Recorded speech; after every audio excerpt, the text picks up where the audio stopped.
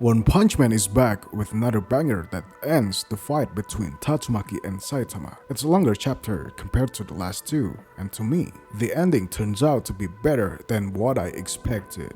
So, it begins with Forte who sees Saitama who lands on the outer wall of the hospital, and he looks startled like, how can Saitama be up there, and what is he dealing with? And Saitama just tells him to stay in bed and flies back to the scene. Then after seeing all that, Forte just tells himself that it's not the time to take revenge on Saitama. So it's gonna take Forte a long time to realize that he's not all that. He needs to have multiple encounters with greater heroes until he finally realizes that he needs to train harder. And back to the scene, Fubuki group members are there and watching all the grounds break apart. And then this guy, who is a member of Fubuki group, sees something in his glasses. It looks like it shows numbers that indicate something, and he actually has something to say at the very end of this chapter, which we'll get to that later. And then Tatsumaki is having a self-talk, almost frustrated that she can't beat Saitama when she is supposed to test him.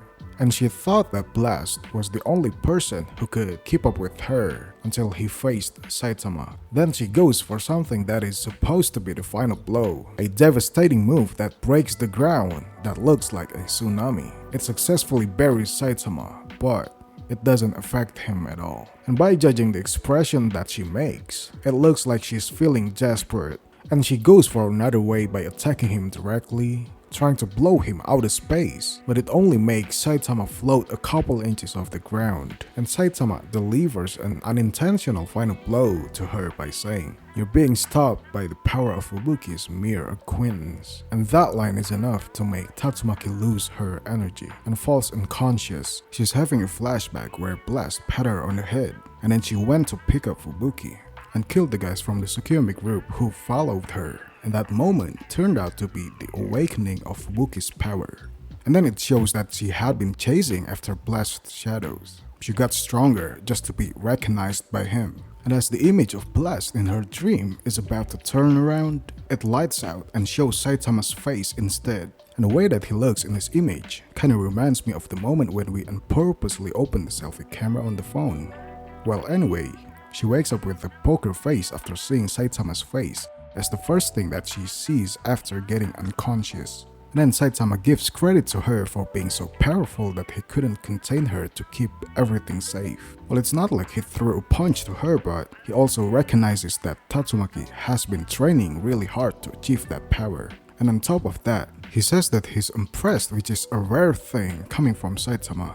And then he continues with his lecture, saying that you can live your life as you like, and you can be a great hero if you abide by that, as he pats on her head like Blast used to do. And somehow it doesn't bother her at all, and this is probably because she's feeling nostalgic about someone who can casually talk to her and give advices without getting scared of her. You know, Blast was the only one who gave that treatment to Tatsumaki, and after such a long time, Saitama does that to her. And then Fubuki arrives at the scene. She has decided to abandon her group to fight alone like her sister, but her members are still following her anyway and say they will become stronger. But Fubuki attacks them before Tatsumaki does and say, "How are you guys gonna confront Tatsumaki if you can't fend off my power?" And as they're going back and forth, attacking and standing up, Saitama looks at Tatsumaki and say, "Why don't you just let him have it?" And then he goes on and say that he was weak enough at some point that he couldn't beat a wolf level, and it sort of surprises Tatsumaki. And then he says even though they're weak now,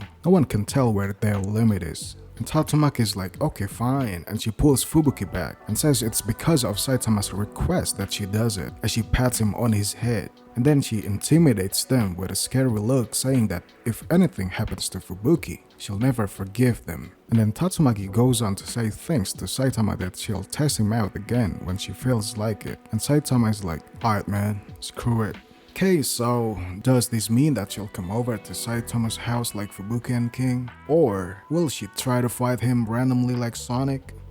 We'll see about that. Anyway, Fubuki and her members are wondering like, how can Tatsumaki listen to Saitama and do as he says? And finally, on the last panel, it shows that this guy tries to tell something to Fubuki and it got her shook. We're still clueless of what he actually says, but it's certainly about something that he sees on his glasses. Something that has numbers or graphics, like a power scale maybe? I'm sure it'll be revealed in the near future, but for now, I'll let you guys share your thoughts about this, and we'll see.